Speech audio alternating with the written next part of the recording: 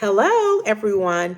I'm here to talk about the three topics and my question. So, my first topic is religious communication, and the question that I chose was how was the experience of worship articulated in personal narratives? When I think of personal narratives, stories. And so I think about Psalms 107 and 2. It states, "We have nothing to give of value, but he asks us for us to tell others about him.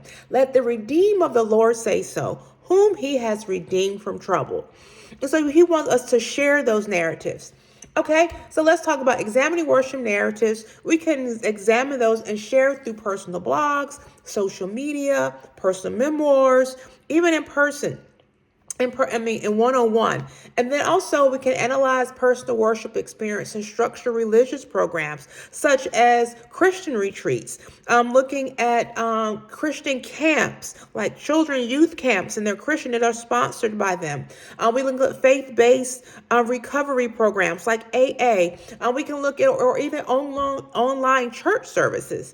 Also, specific population group, studying worship narratives among young adults, various cultures,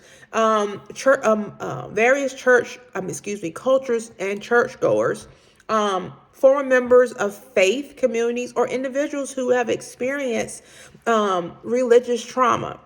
And then we can also investigate how worship narratives reflect healing from trauma, religious trauma, or spiritual renewing.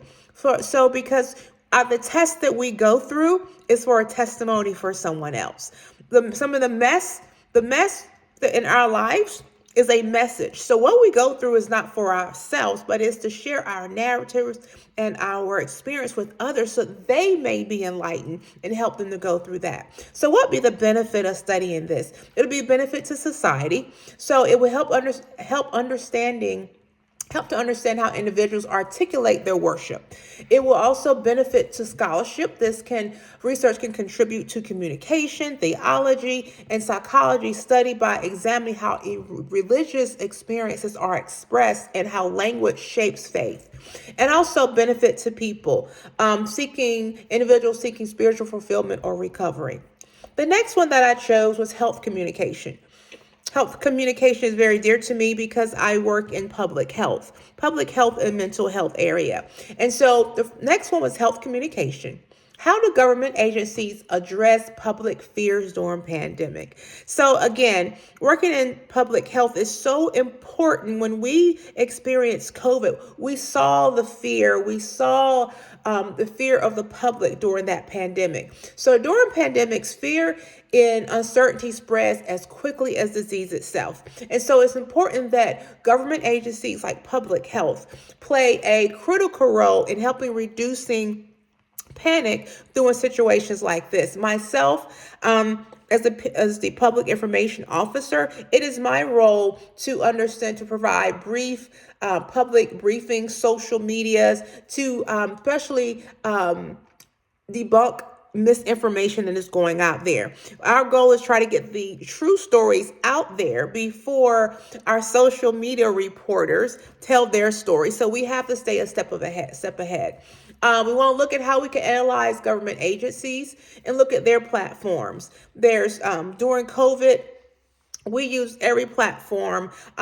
We reached out to social influencers to help spread those messages, to spread the true information, and then also use social influencers to debunk those misinformation.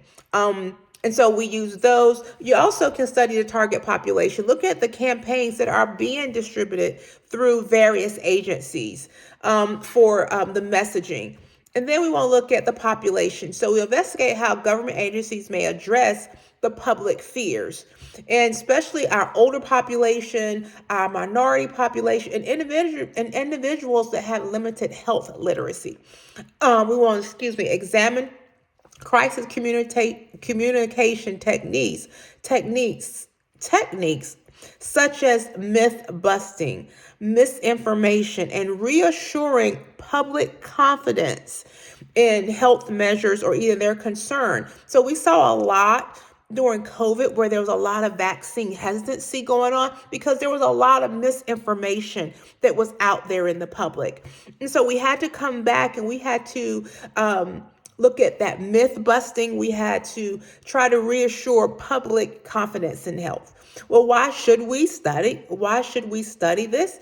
So it will have a benefit to society because we need to look at identify effective strategies that can improve public trust. We can look at research to contribute to crisis communication studies by exploring how governments, like local governments, manage public health perception and fears. And then also when you look at how understanding how communication influence public behavior.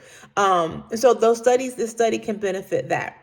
The next one, my third one and final one, was health communication. And the question was, how is mental illness portrayed in public health campaigns? So mental health campaigns play a crucial role in shaping public perception. Mental health is health. And so it's very important that while some campaigns reduce stigma, there are some campaigns, if not communicated correctly, could actually do more harm than good. And so we need to look at different things. We need to examine how mental illness is portrayed in particular types of media, TV ads, print ads. We need to investigate the portrayal of mental illness in specific public health campaigns. Look at analyze how mental illness is represented in public health campaigns.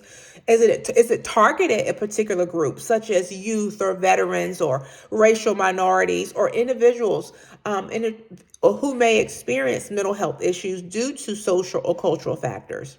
And then what would be the potential benefits of researching this question? Public understanding and stigma reduction, policy implications, and effective communication strategies. So we need to identify which approaches in mental health communication are more successful promoting help-seeking behaviors and improving public health towards mental health. Thank you for your time.